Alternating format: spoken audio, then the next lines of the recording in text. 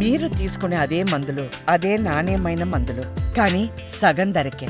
అవును, మెడ్ప్లస్ బ్రాండ్స్ పై 50-80% తగ్గింపు. Hello everyone, I am Dr. Midhuna, consultant gynecologist at Medicover Hospital, Chandanagar branch.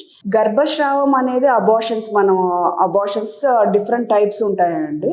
అది కూడా different ట్రైమిస్టర్స్లో ఉంటాయి. ఫస్ట్ 3 months అయితే దానికి వేరే కాజెస్ అంటాము, నెక్స్ట్ 3 monthsకి వేరే కాజెస్ అంటాం. ఎప్పుడైనా మనం అబార్షన్ అనేది ఎప్పుడు అంటామంటే less than 20 weeks ప్రెగ్నెన్సీని మనం అబార్షన్ కింద పరిగణనలోకి తీసుకుంటాము.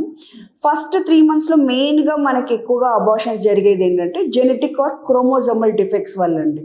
అండ్ ఒక్కొక్కసారి సరిగ్గా హార్ట్ బీట్ కూడా ఫార్మేషన్ లేదు, జస్ట్ ఓన్లీ శాక్ ఒక్కటే మనకు చూస్తుంది. అంటే ఇవన్నీ nature way of selecting the good embryo అండి. ఇన్ కేస్ కొంచెం హార్మోనల్ ఫ్లక్చుయేషన్స్, ఈ జెనెటిక్ డిఫెక్ట్స్, క్రోమోజోమల్ డిఫెక్ట్స్ ఏమున్నా కూడా అవి ఎక్కువగా డెవలప్ అవ్వవు. So nature's way of eliminating that is first ట్రైమిస్టర్గా అబార్షన్ రూపంలో బ్లీడింగ్ వచ్చేసి జస్ట్ పెయిన్ఫుల్ కూడా ఉండదు, మీకు బ్లీడింగ్ రూపంగా అయిపోతుంది. బట్ చాలామంది ఏంటంటే ఇది ఎందుకు మాకు రికరెంట్గా ఇది అబార్షన్స్ అవుతున్నాయి ఇది అన్నప్పుడు అప్పుడు మనం అవగాహనలో చూసుకోవాల్సి ఉంటుంది. రికరెంట్ అబార్షన్స్ అనేది ఎప్పుడు అంటామంటే మోర్ దెన్ 2 కన్సిక్యూటివ్ అబార్షన్స్ అయితే అప్పుడు మనం రికరెంట్ అబార్షన్స్ అంటాము. అండ్ ఆ రికరెంట్ అబార్షన్స్ కూడా అసలు దేనికి వస్తున్నాయి అనేది మనం డాక్టర్ కన్సల్టేషన్ వెళ్తే వాళ్ళు ఫస్ట్ మీ హిస్టరీ అవన్నీ తీసుకుంటారండి. అసలు ఏమైనా డిజీజెస్ ఏమైనా ఉన్నాయా, ఎందుకంటే డయాబెటీస్, థైరాయిడ్ డిజార్డర్స్ ఏమైనా ఉన్నా, హైపర్ టెన్షన్ ఇష్యూస్ ఏమైనా ఉన్నా, ఈ ఇష్యూస్ వల్ల కూడా మీకు అబార్షన్స్ అయ్యే ఛాన్సెస్ ఉంటాయి. సో ఆ టెస్ట్లు అవన్నీ చేసిన తర్వాత స్పెసిఫిక్ కాజెస్ ఏమైనా ఉన్నాయా, అవి మెయిన్గా యూట్రస్లో ఏమైనా ప్రాబ్లమ్స్ ఉంటే అది మోస్ట్లీ సెకండ్ ట్రైమిస్టర్ అబార్షన్స్ కింద వచ్చేస్తాయండి. అంటే గర్భాశయం కూడా బైకానియట్ యూట్రస్ 2 రకాలుగా ఉండడం, అక్కడ స్పేస్ సరిగ్గా లేకపోవడం. ఇంకొకటి ఏంటంటే మనం ఎక్కువగా చూసేది second trimester abortion cervical incompetency అంటాం. అంటే అక్కడ గర్భాశయం ముఖద్వారం అంటాం సర్విక్స్ అనేది. ఆ సర్విక్స్ అనేది స్వతహాగా కంజెనటల్గానే అక్కడ మజిల్స్ వీక్ అయిపోవడం వాళ్ళకి, అంటే అక్కడ సరిగ్గా అది ఎప్పుడు మూసుకొని ఉండాలండి. ప్రెగ్నెన్సీ అంతా కూడా దాని మౌత్ అనేది క్లోజ్డ్గా ఉండాలి.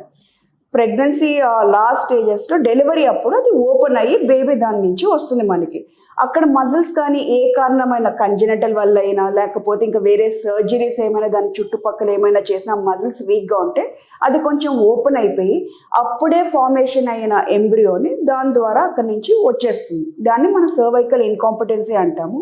ఇన్ కేస్ అలాంటిది ఏమైనా ఉన్నా కూడా ముందే డిటెక్ట్ చేసి దానివల్ల రికరెంట్గా మళ్ళీ అవ్వకుండా ఎర్లీగా స్టిచెస్ అనేది వేసేస్తామండి. ఆ హోల్ అది ఓపెన్గా ఉండకుండా సర్వైకల్ స్టిచ్ అనేది వేస్తాము.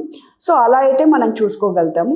ఇంకా గర్భాశయంలో ఏమైనా గడ్డలు ఏమైనా ఉన్నాయా, ఫైబ్రాయిడ్స్ లేకపోతే మాంసగడ్డ గర్భాశయం లోపల నుంచి సర్విక్స్ లోపలికి వచ్చేసే పాలిప్స్ అంటాం, అలాంటివి ఏమైనా ఉన్నాయా అనేది స్కాన్లో వీటి కూడా డిటెక్ట్ చేయగలుగుతాము. సో అలాంటివి ఏమైనా స్పెసిఫిక్గా ఉంటే ఈ పాలిప్స్ అలాంటివి ఉంటే జస్ట్ సింపుల్ ప్రొసీజర్ అండి, హిస్ట్రోస్కోపిక్ కింద నుంచి స్కోప్ పంపించేసి ఆ పాలిప్ అనేది తీసేస్తాం.